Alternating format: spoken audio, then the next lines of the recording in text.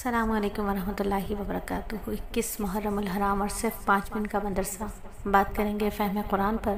جیسا کہ آپ سب جانتے ہیں حلقہ تو وہی ہے لیکن کتاب بالکل نہیں ہے۔ پہلے ہم 10 عنوانات پر بات کرتے تھے، اب ہم صرف اور صرف 4 سے 5 موضوعات پر بات کرتے ہیں، جس میں سب سے پہلا موضوع ہوتا ہے فہم قرآن، قرآن کی سمجھ، قرآن ہم سے کیا کہتا ہے، اس کا فہم حاصل کرنا، ہر کام اللہ کی رضا کے لیے کرنا ہے۔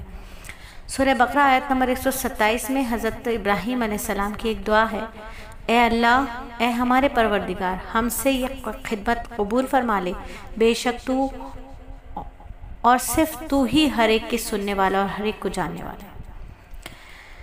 تو اس دعا کا مقصد کیا ہے؟ ایک تو یہ سکھانا کہ انبیاء علیہ السلام اپنے بڑے سے بڑے کارنامے پر بھی غرور کرنے کے بجائے اللہ تعالیٰ کے حضور عاجزی کا مظاہرہ فرماتے تھے، اور اپنے کارنامے کا تذکرہ کرنے کے بجائے اپنی کوتاہیوں پر توبہ کرتے ہیں جو اس کام کی ادائیگی میں ان سے سرزد ہونے کا امکان ہے۔ تو یہ ہمیں سکھایا گیا کہ ربنا تقبل منا انک انت السمیع العلیم، کہ اللہ رب العزت ہم سے یہ خدمت قبول فرما لیجئے، بے شک صرف اور صرف آپ ہی ہر ایک کی سننے اور ہر ایک کو جاننے والے۔ دوسرے، ان کا ہر کام صرف اللہ تعالیٰ کی رضا کے لیے ہوتا تھا، لہٰذا مخلوق سے بھی تعریف کرانے کی فکر کے بجائے اللہ تعالیٰ سے قبولیت کی دعا مانگی۔ ہمیں بھی اپنے اندر دو چیزوں کو پیدا کرنا ہے، اپنے کارناموں پر مغرور نہیں ہونا ہے۔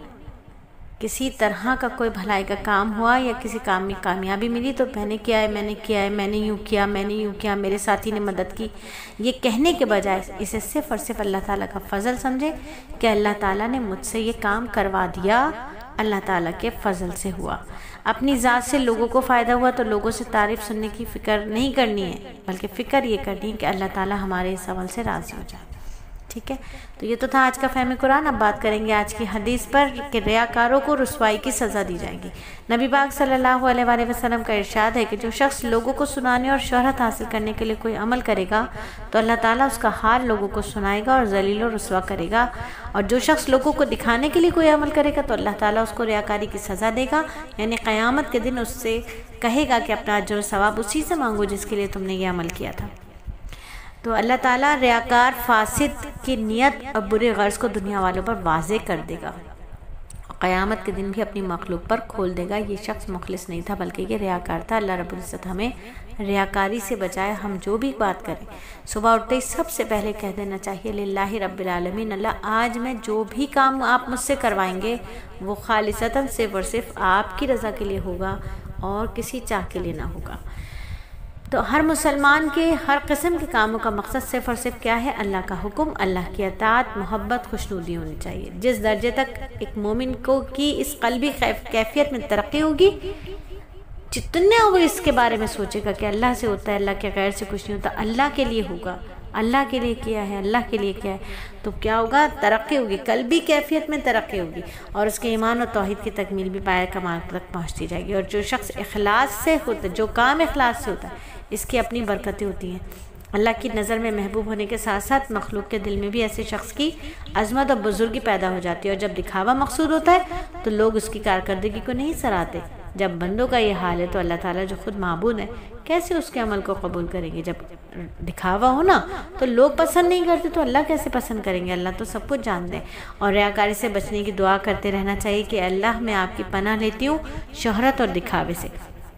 تو آج کی نصیحت بھی سن لیجئے کہ شہرت اور دکھاوا ناپسندیدہ چیزوں میں سے جن کی برائی سے اللہ کے نبی نے، اللہ کے نبی جیسی معصوم ہستی نے بھی پناہ مانگی، اور حقیقت میں ہمارے لیے اس میں تعلیم ہے کہ ہم اپنے کسی عمل سے شہرت نہ چاہیں، لوگوں کو دکھا کر، ان کے منہ سے تعریف سن کر، نام و نمود حاصل کر کے اس عارضی دنیا میں آخر ہم کیا فائدہ اٹھا لیں گے؟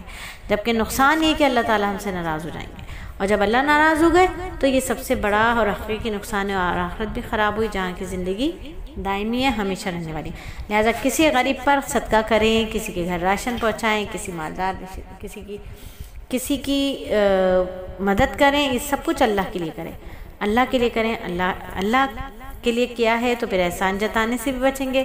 ریاکاری اور احسان جتانے سے کیا ہوتا ہے؟ عمل ضائع ہو جاتا ہے۔ اور آج کا سوال ہے کہ اللہ تعالیٰ کے یہاں قبولیت کا کیا معیار ہے، ریاکاری کا کیا نقصان ہے، اور ریاکاری سے بچنے کی کیا دعا ہے؟